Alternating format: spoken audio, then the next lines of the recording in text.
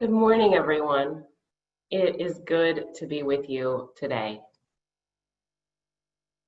Yesterday, I attended an ordination on Zoom, of course, as so many of the things happen.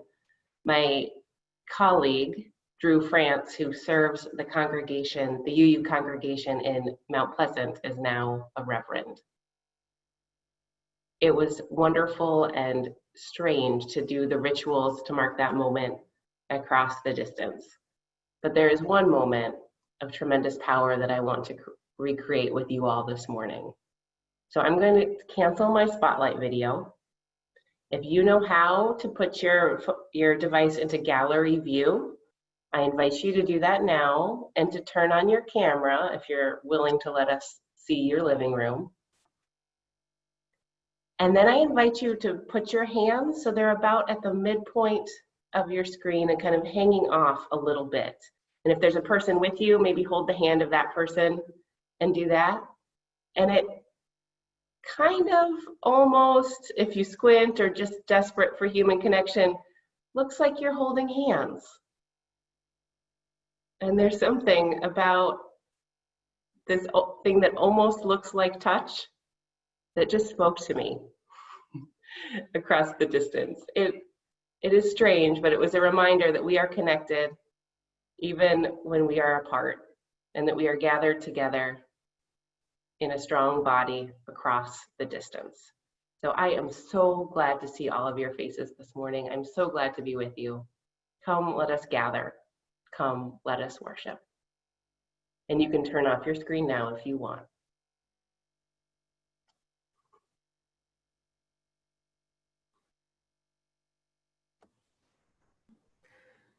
Good morning, everyone. My name is Laura McClellan, and I'm from the Sunday Services Committee. People's Church is a member congregation of the Unitarian Universalist Association and part of her tradition of liberal religion. Here, our mission is to be a beloved community, embracing and serving our diverse world. So I thought these words for this morning were fitting. So Helen Rose writes, "Goddess, make me an instrument of peace. Where there is hatred, let me know love. Where there is injury, healing. Where there is doubt, reassurance. Where there is challenge, compassion. Where there is pain, rest. O Divine Mother, grant that I may not so much seek to control as to co-create, to be understood as to understand myself, to be admired as to be seen. For it is in giving that we receive, it is in questioning that we find answers, and it is in honoring ourselves that we live to our highest good. Blessed be, and welcome to People's Church." Good morning from me as well. If you're going to be singing along, I invite you to find a comfortable position where you can breathe and also read the screen.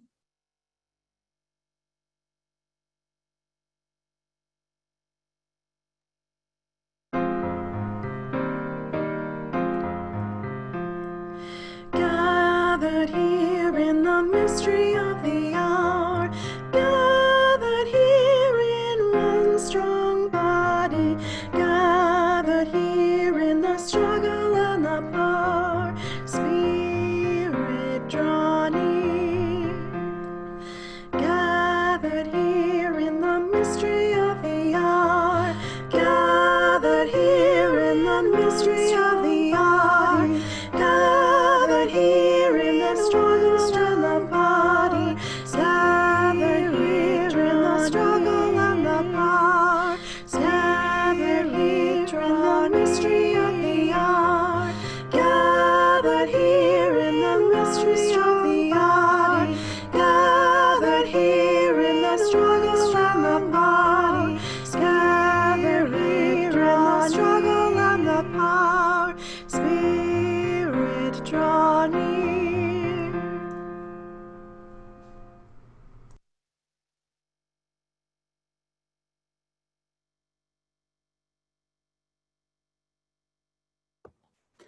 For our chalice lighting this morning, I would like to invite you to type into the chat box, "A chalice is lit in," and then wherever you are.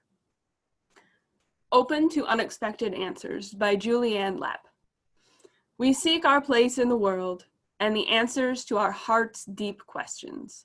As we seek, may our hearts be open to unexpected answers. May the light of our chalice remind us that this is a community of warmth, of wisdom, and welcoming of multiple truths. And I have a substitute chalice here. Maybe. Matches hate me. All right, let's just pretend I'm lighting the chalice. There it is.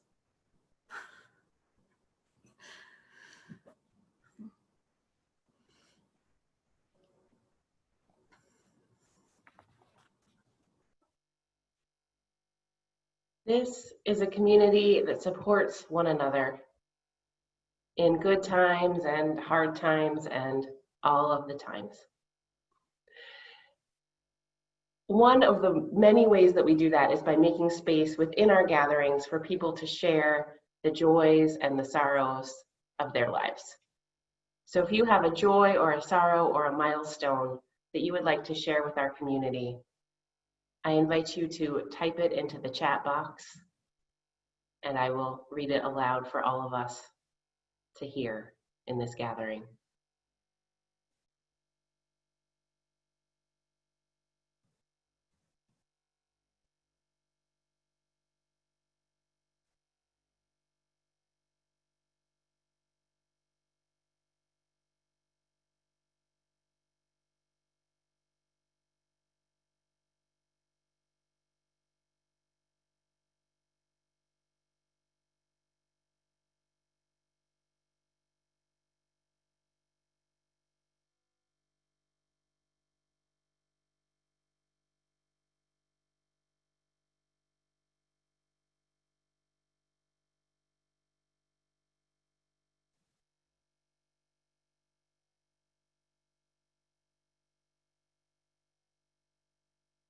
Here at People's Church, feels weird to even say here, because who knows where here is at this moment. I'm in my dining room. I know you all are all in different places, but People's Church, we have many practices to create community. One of those is generosity. So we ask everyone in the church to give as they can to support our work, give of their time and their money. And we trust that it will be enough. We figure out what it looks like and we do as much as we can every year based on what people are able to give. We do not charge a minimum. We don't charge admission on Sunday mornings or for any other programs. And that is beautiful and kind in this world. And we also create community through our honesty by naming what we're struggling with or what we know for sure, or the questions that keep us up at night. And by bringing those questions forward and trusting that maybe someone will have the answer, or maybe someone will have the same question, and that in itself makes it easier to bear the uncertainties of the world by knowing that we are not alone. And so at this moment of offering, I invite you both to support the church with your money and your resources, and support our community and make it stronger by sharing some questions. So instead of a prepared sermon today, I will be responding to your questions. And so if you have a question to share, and some of you sent them already over email, which I'm grateful for, but if you have a question that you think I might be worthy of giving an answer to, I invite you to type it into the chat, and in a few minutes I will do my best to answer those questions. I'm excited to do this with you all because I usually get some of my best sermon material or prompts from this. And I've also realized that by doing this over Zoom with the chat the way it is, you all get to see the really excellent questions that I don't feel capable of answering. So that feels a little more vulnerable than it does on a Sunday where I can just put them at the bottom of the stack of paper. But we're also having breakout time where you all can respond to the questions that you find most compelling. So please continue to be the generous people that you are by giving of your time and by giving your questions for us to all wrestle with together. The offering will now be received.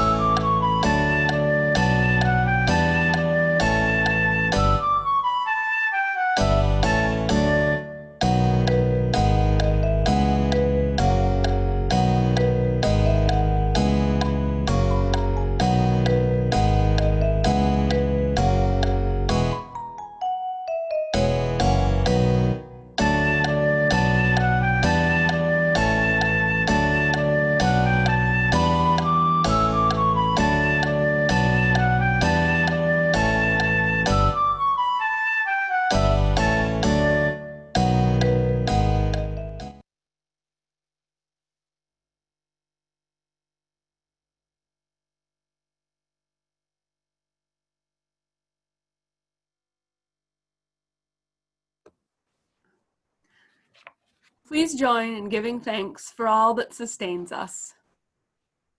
For the countless gifts we each have been given, gifts of life and love and sustenance, we bring these small portions to share in the works of love which none of us can accomplish alone. This morning's first reading comes from Sean Parker Dennison, and it's thanks to Marie Kondo.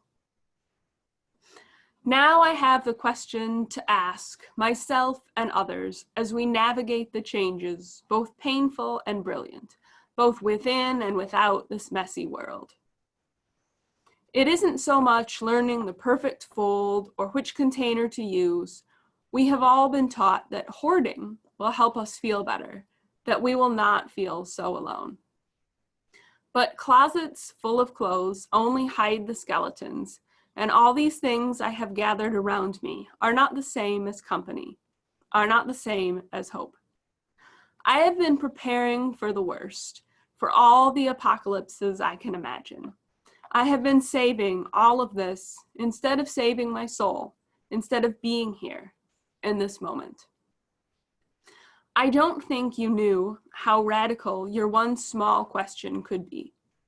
If applied to all things, presidents, protests, and Proud Boys, does this spark joy? The next reading is from The Poet and the World, a Nobel lecture. Any knowledge that doesn't lead to new questions quickly dies out. It fails to maintain the temperature required for sustaining life. In the most extreme cases, cases well known from ancient and modern history, it even poses a lethal threat to society. This is why I value that little phrase, "I don't know," so highly. It's small, but it flies on mighty wings. It expands our lives to include the spaces within us, as well as those outer expanses in which our tiny earth hangs suspended. If Isaac Newton had never said to himself, "I don't know," the apples in his little orchard might have dropped to the ground like hailstones, and at best he would have stooped to pick them up and gobble them with gusto. Had my compatriot, Marie Skłodowska-Curie, never said to herself, "I don't know," she probably would have wound up teaching chemistry at some private high school for young ladies from good families, and would have ended her days performing this otherwise perfectly respectable job. But she kept on saying, "I don't know." And these words led her, not just once, but twice, to Stockholm, where restless, questing spirits are occasionally rewarded with the Nobel Prize. Everything is Still on Fire by Teresa I. Soto. Everything is still on fire, despite your best efforts. In addition to living, it is clear that fire or not, you must level up in what it means to thrive. Right now, that means wrestling with the truth in the fact that everything is not all your fault. I am sorry that everything is still on fire. Once hate catches, the winds of "not my problem" blow and the blaze is hard to stop. But hard is not impossible. Not yet is different than never. You, in community, have an answer. You have a response to systems of power and control and to the cost of suffering. You and your community together are the answer. You are not only a people of flame, but also a people of cold, clear truth. You know both where you fall short and where you flourish and where you still reach. Everything is still on fire, but all is not lost. You remain more nimble than steadfast, more unshakable than swayed by the latest rage. You are here to put out the ravenous flames and heal the world. Enough is enough.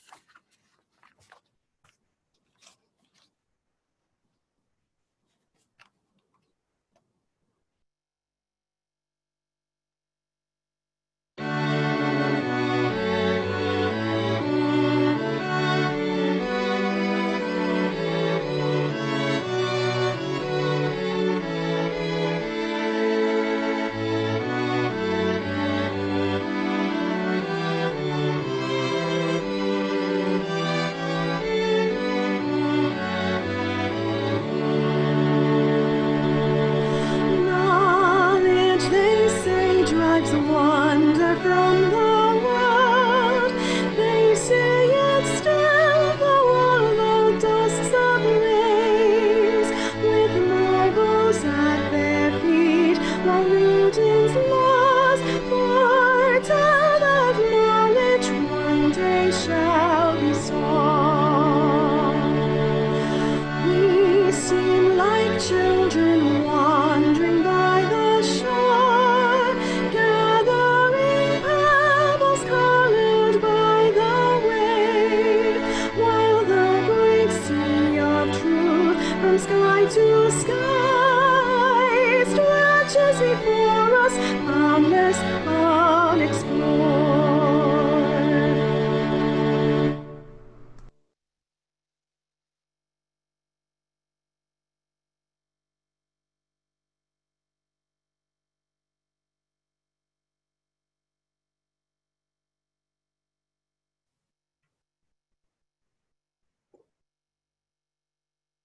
Okay, so I get to start responding to some of your questions, and some are coming in publicly and some are coming in privately and some I've received before.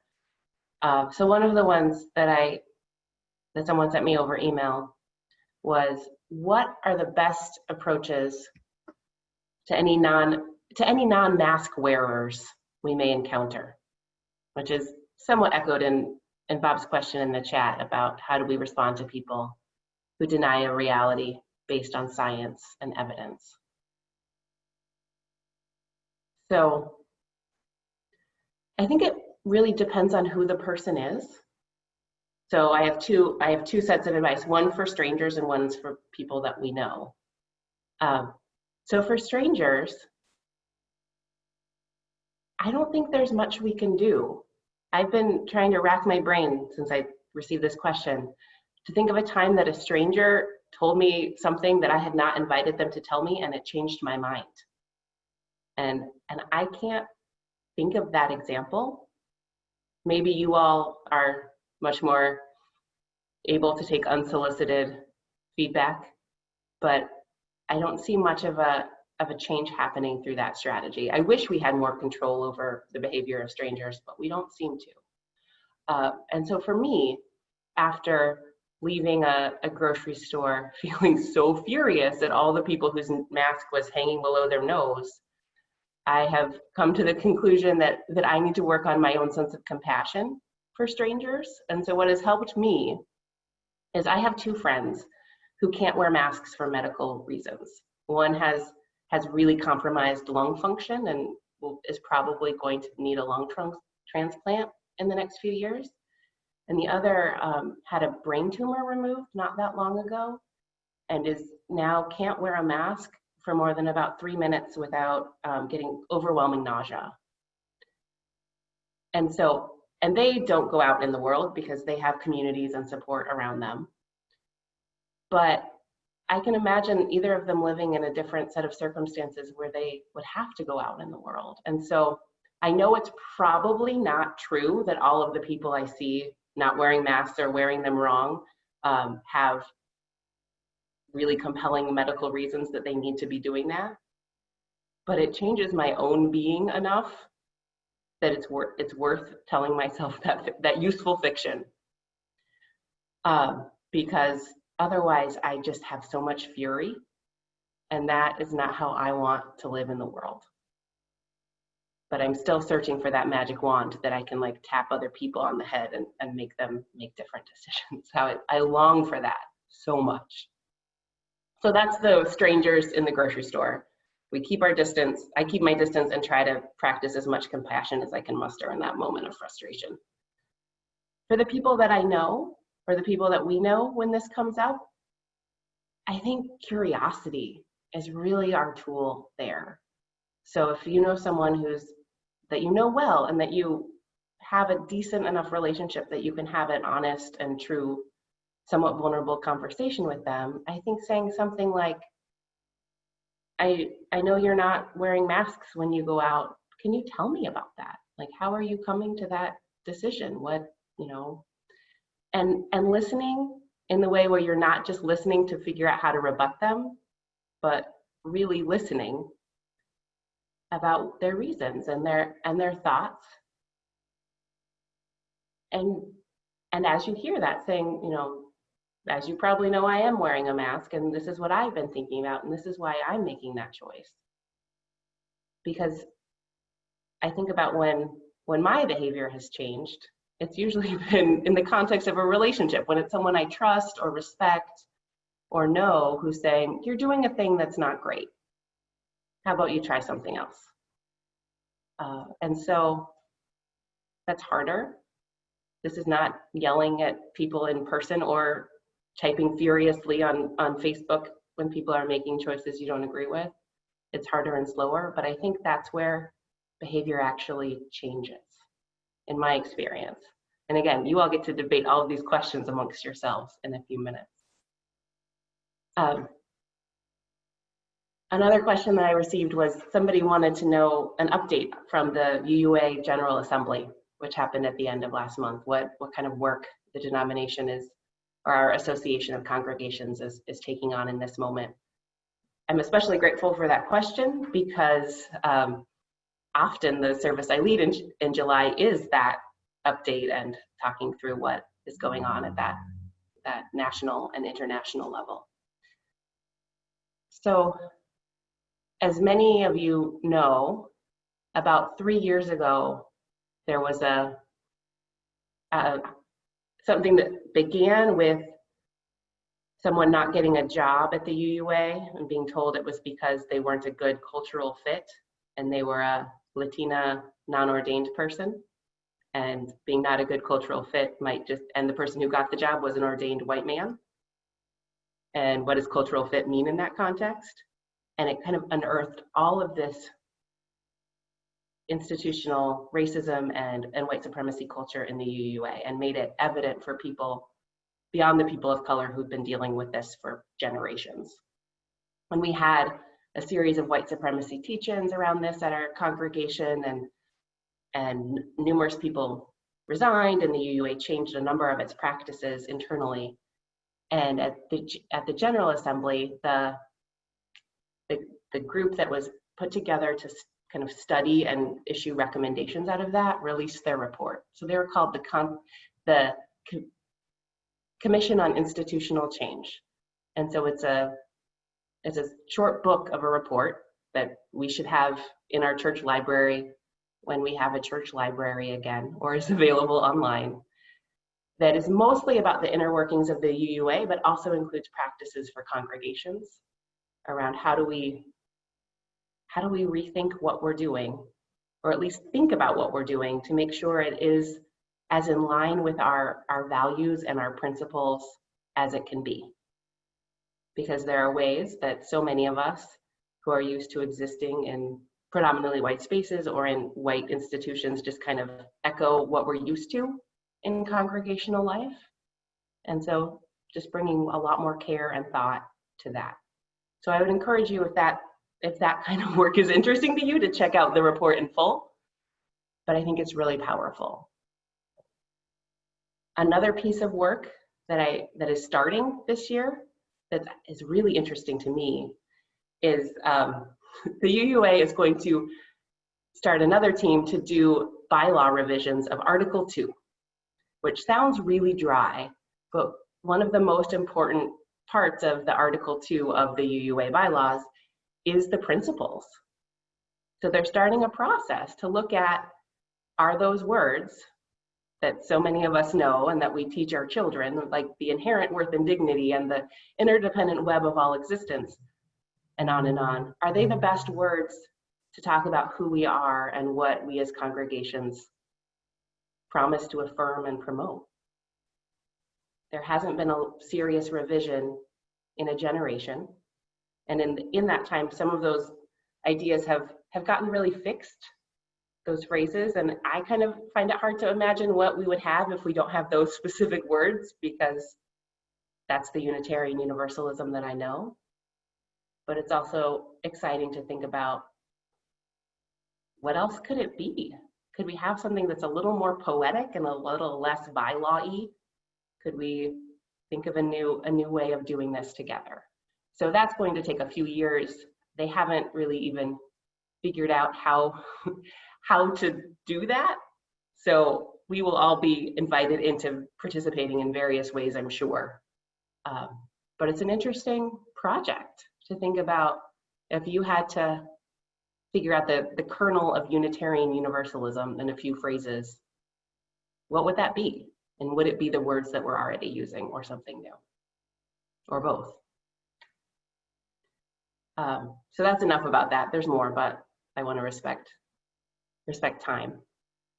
Another question that I received, and this is one of my favorite sorts of questions at these things, when people say, we say this thing a lot, or you say it a lot, what does it actually mean?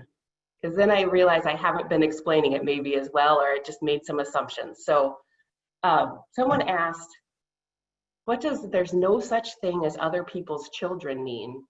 Aren't parents still responsible for providing for the children that they choose to bring into the world? So first, I just want to name on the side that I wish we lived in a world where every child came into it through conscious, non-coercive, non-violent choice, and that everyone had the reproductive health care that they needed to make intentional decisions about parenthood. We know that's not the world that it is right now.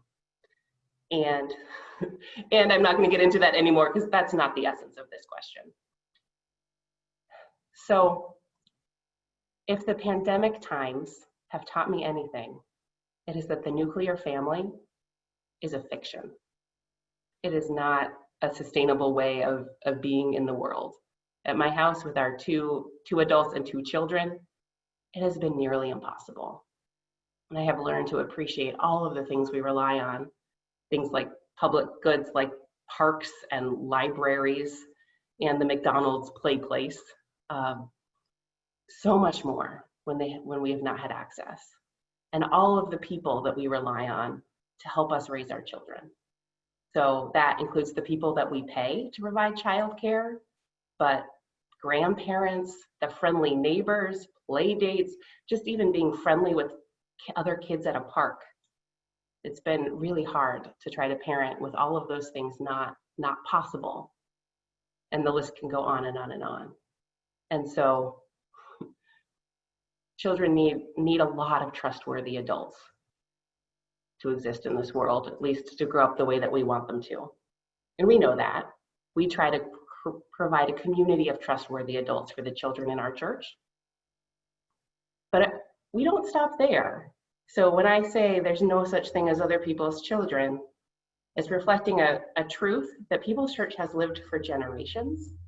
People's Church started the first kindergarten in Kalamazoo because we knew that that mattered.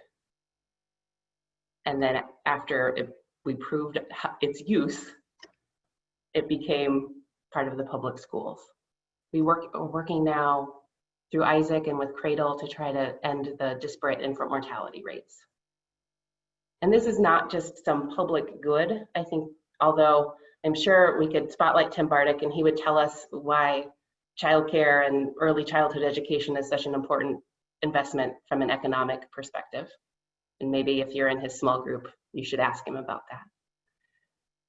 But it's a theological commitment for me, because we know that children are some of the most vulnerable people in our community, and they have no power or very little power over their circumstances. No one chooses which family they're born into. No one chooses to be born into a context of abuse or neglect or poverty or wealth or privilege, or to go to be in a neighborhood with a great school or a not so great school. And if we believe in the inherent worth and dignity of every person, it is part of our work in the world to level out those disparities and try to protect everyone as everyone. Baseline, no one should be suffering. And there's a special call, I think, to protect children. Okay, I have one more that I wanted to share with you all.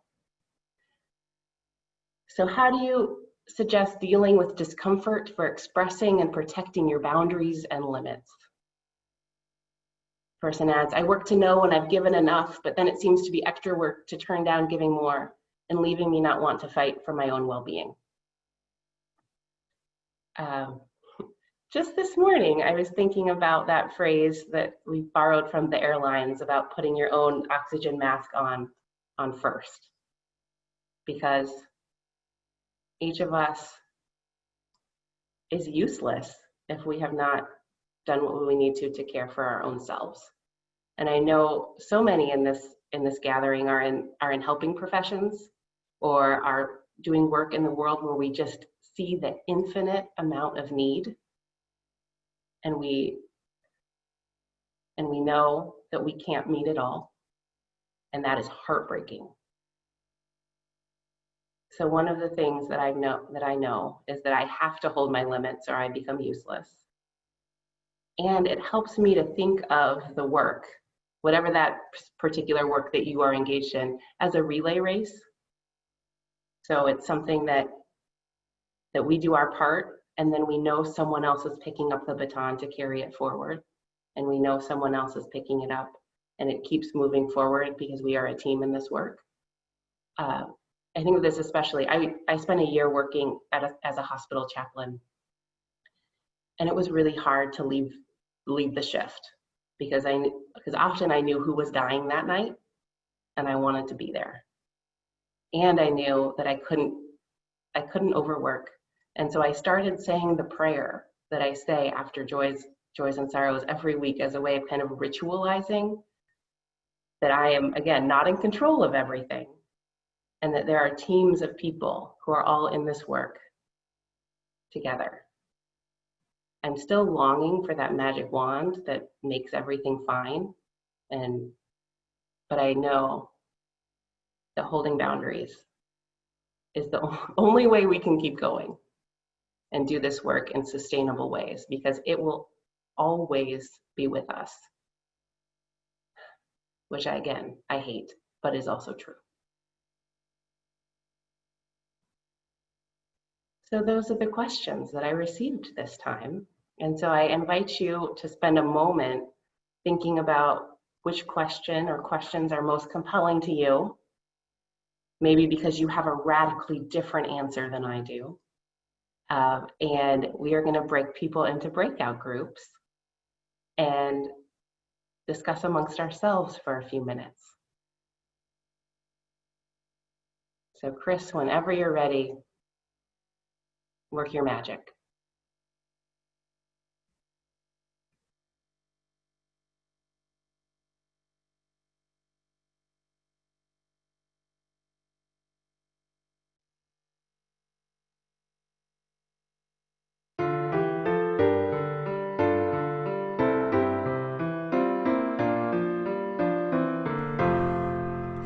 We laugh, we cry, we live, we die. We dance, we sing our song. We need to feel there's something here to which we can belong. We need to feel the freedom just to have some time alone. But most of all, we need close friends we can call our very own. And we believe in life and in the strength of love. And we have found a need to be together. We have our hearts to give, we have our thoughts to receive, and we believe that sharing is an answer.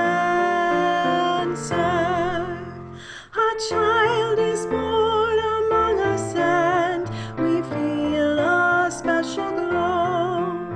We see time's endless journey as we watch the baby grow. We thrill to hear imagination freely running wild. We dedicate our minds and hearts to the spirit of this child, and we believe in life and in the strength of love, and we have found a time to be together. And with the grace of age, we share the wonder of youth, and we believe that growing is an answer.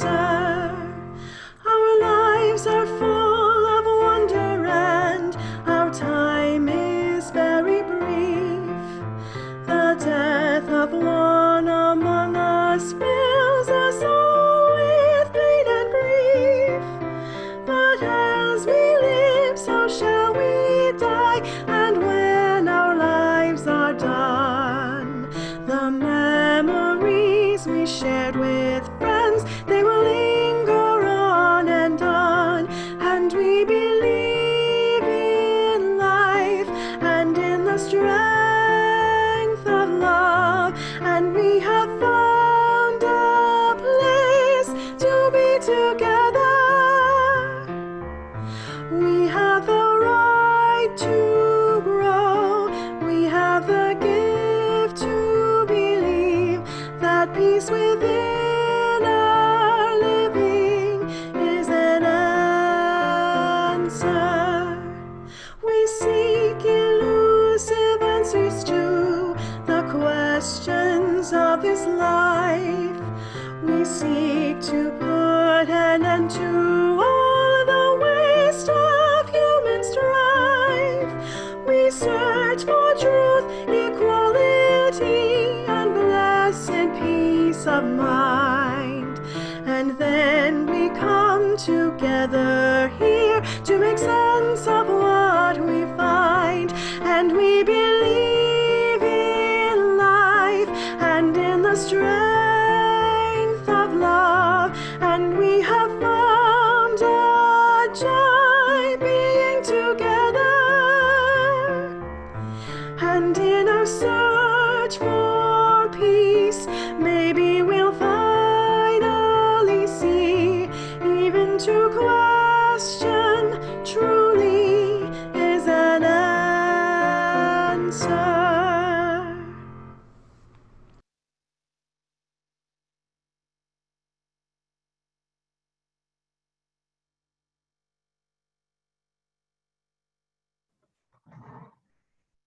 So, friends, may we go back into our days, out into the world, into whatever is ahead, whether that is just more sheltering in place today. Fed by the connections to this community, by the honesty that we can bring to one another, and the comfort of knowing that other people have questions too, and that we are figuring all of this out together. So go in peace, go in love, and stay on this call if you would like to do another small group conversation for our coffee quarter. Be well.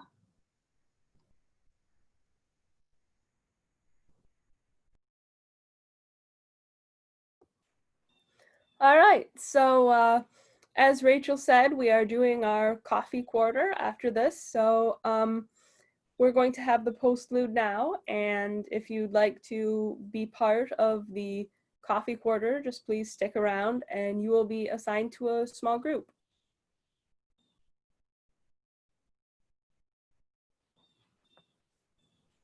We don't have a postlude, so we'll be split up in just a moment. All right, no One of the postlude. summer details. Yep.